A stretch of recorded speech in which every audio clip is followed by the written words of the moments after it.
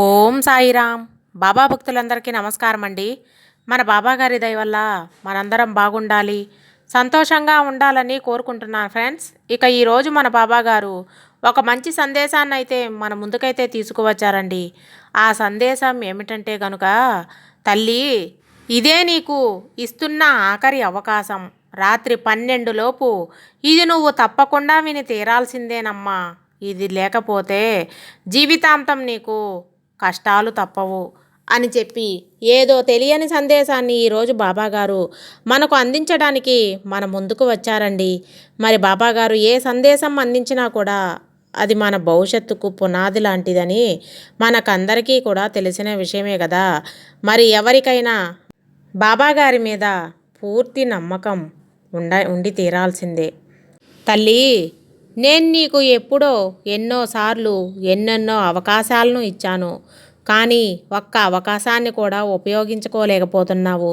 ఎన్నిసార్లు నీకు నేను సమస్యలు దూరం అవ్వడానికి, నీ బాధలు నేను సమస్యలను దూరం అవ్వడానికి నీ బాధలు చూడలేక పరిష్కార మార్గాలను అందిస్తూనే ఉన్నాను. కానీ నిర్లక్ష్యంతో ఆ మార్గాలన్నింటినీ కూడా పక్కన పెట్టేశావు. కొన్ని సమస్యలు పరిష్కారం అవ్వాలి అంటే ఖచ్చితంగా కొన్ని పరిష్కారాలు మార్గంలో అడుగు పెట్టాల్సిందే. ఎందుకంటే ఈ భూమి మీద ప్రతి సమస్యకు పరిష్కారం ఉంటుంది బిడ్డ. నీకు జ్వరం వస్తేనో జలుబు చేస్తేనో ఖచ్చితంగా నువ్వు ఒక టాబ్లెట్ వేసుకుంటావో తగ్గుతుంది అంటే నీ యొక్క జ్వరానికి పరిష్కార మార్గం ఆ టాబ్లెట్. అదేవిధంగా నీ సమస్యకు పరిష్కార మార్గం ఒకటి ఉంటుంది అని చెప్పి గ్రహించుకోలేకపోతే ఎలా చెప్పు. ఎన్నోసార్లు చెప్పాను తల్లి, ఎన్నో మార్గాల్ని కూడా చూపించాను. వాటిని వేటిని కూడా నువ్వు లెక్క చేయదు. మరి ఇకపై అది కూడా నీకు లెక్క చేయకపోతే నేను మాత్రం ఏం చేయగలను? మరి ఒక జబ్బు పడిన మనిషి కొన్ని మందులు వాడితేనే ఆ జబ్బు నుంచి కోలుకొని పూర్తి ఆరోగ్యవంతుడిగా మారుతాడు. అదేవిధంగా నీ జీవితంలో కూడా నీవు కష్టాలతో ఇబ్బంది పడుతున్నావు. మరి దానికి తగ్గట్టు మందు పడితేనే కదా తల్లి నీ కష్టాలన్నీ కూడా పోయేది. ఇంత నీకు వివరించి చెప్పడానికి కారణం నువ్వు గ్రహించలేకపోతున్నావు అని ఒకే ఒక కారణం చేత నీకు ఇంతగా వివరించి చెబుతున్నాను.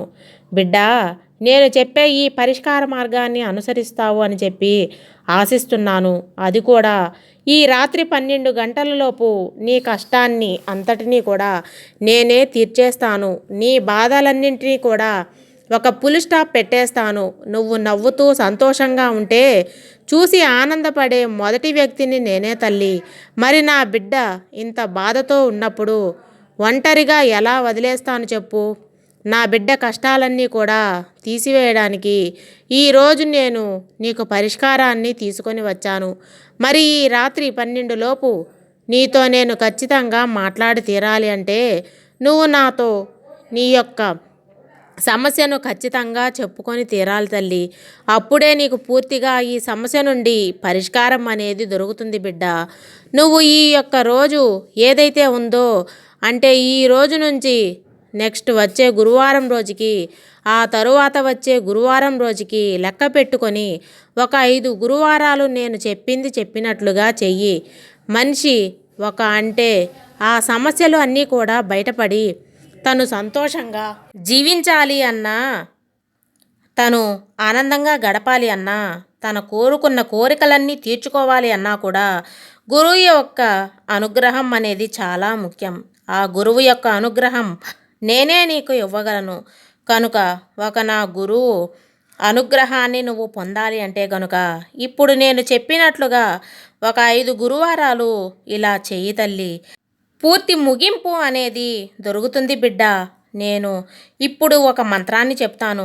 ఆ మంత్రాన్ని నువ్వు ప్రతిరోజు కూడా నీ పూజలో ఒక 11 సార్లు కానీ నీకు ఇష్టమయ్యి నీకు తేలికగా ఉంటే ఒక 108 సార్లు కనుక నువ్వు పఠిస్తే నీ సమస్యలన్నీ కూడా పూర్తిగా పోతాయి తల్లి.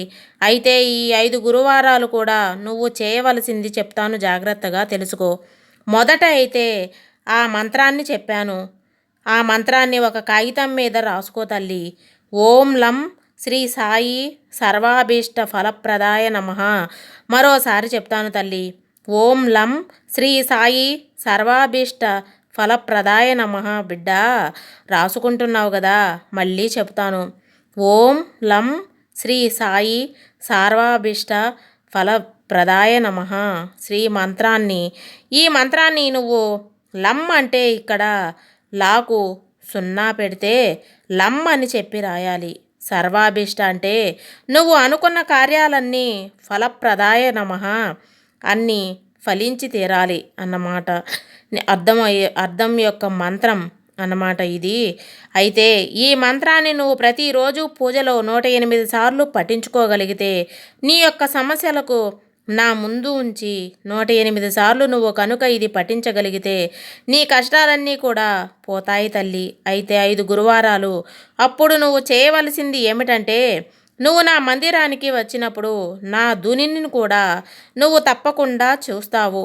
నా దుని చుట్టూ ఒక 5 పసుపు కొమ్ములు చేతితో పట్టుకొని 5 మందార పువ్వులు అంటే ఎండిపోయిన మందార పువ్వులు లేకపోతే గనుక కుంకుమని తీసుకో. 5 పసుపు కొమ్ములు 5 ఎండు మందార పువ్వులు లేకపోతే అదే స్థానంలో కుంకుమని తీసుకొని ఈ మంత్రాన్ని నా యొక్క దుని చుట్టూ నువ్వు చదువుకుంటూ ఒక 5 ప్రదక్షిణలు చేసి తర్వాత నీ యొక్క సంకల్పం ఏమిటో చెప్పుకొని ఈ 5 పసుపు కొమ్ములను 5 ఎండు మందార పువ్వులను నువ్వు దునిలో పడవేస్తే గనుక 5 వారాలు పూర్తయ్యేలోపు నీ యొక్క కష్టం నుంచి నిన్ను బయటకు పడేస్తాను. నీ సంకల్పం నెరవేరి నీ కోరిక తీరే నువ్వు అనుకున్న పనులన్నీ అనుకున్నట్లుగా జరుగుతాయి తల్లి. బిడ్డ, ప్రతి సమస్యకు కూడా భూమి మీద పరిష్కారం దొరుకుతుందమ్మా. కాకపోతే ఆ సమస్య ఏమిటి, ఆ సమస్యకు ఎవరి అనుగ్రహం కావాలి, ఆ సమస్య తీర్చుకోవడానికి మార్గం ఏమిటి, ఇది ఒకటే ఆలోచించగలగాలి. ఎందుకంటే ఈ భూమి మీద అనంతర ప్రాణకోటి నివసిస్తున్నది. ఈ అనంత ప్రాణకోటిలో అందరూ కూడా సమానమే. ఆ భగవంతుడికి అయితే మనిషికి ఎక్కువ ప్రాధాన్యత ఉంటుంది. ఎందుకంటే మనిషి తెలివితేటలు అనేవి ఎక్కువగా ఉంటాయి కాబట్టి ఆ తెలివితేటలను ఉపయోగించుకొని మనిషి ప్రతి కష్టం నుంచి బయటపడాలి, ప్రతి ఆపద నుంచి బయటపడాలి. ఆ కష్టాలు ఆపదలు మళ్ళీ జీవితంలో రాకుండా చేసుకోవాలి.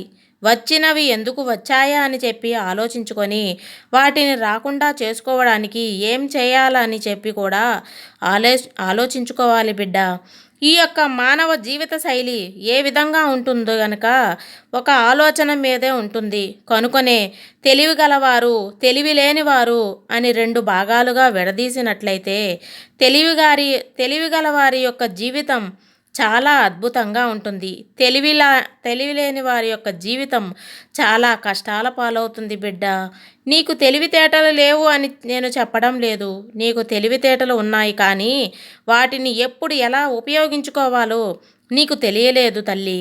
నువ్వు తెలుసో తెలియకో పూర్వజన్మ చేసిన పాపాల కర్మ ఫలమే ఈ జన్మలో కష్టాల రూపంలో అనుభవిస్తున్నావు.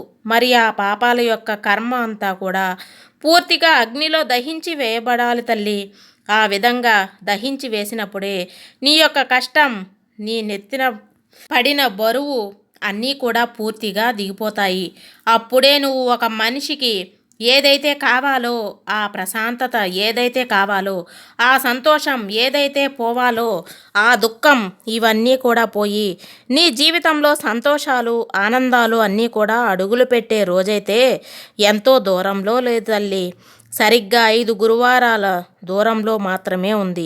ఈ 5 గురువారాల మధ్యలో మీకు ఏదైనా కానీ చేయలేని స్థితి వచ్చినప్పుడు తరువాత వారం నుంచి లెక్క పెట్టుకొని దాన్ని కలుపుకొని ముందు వారాల్లో చేసుకోవచ్చు తల్లి. ఇది ఏమాత్రం కూడా నీకు రూపాయి కూడా ఖర్చు లేని పరిష్కారం. ఈ పరిష్కారాన్ని చేసుకొని ఎంతోమంది కూడా వారి యొక్క సమస్యల నుంచి బయటపడి ఈరోజు ఆనందంతో జీవితంలో ముందడుగు వేస్తున్నారు అని చెప్పి ఈరోజు బాబాగారు మనకి చాలా అంటే చాలా చక్కటి సందేశాన్ని అయితే అందించారండి. సర్వేజన సుఖినో భవంతు. జై సాయిరాం.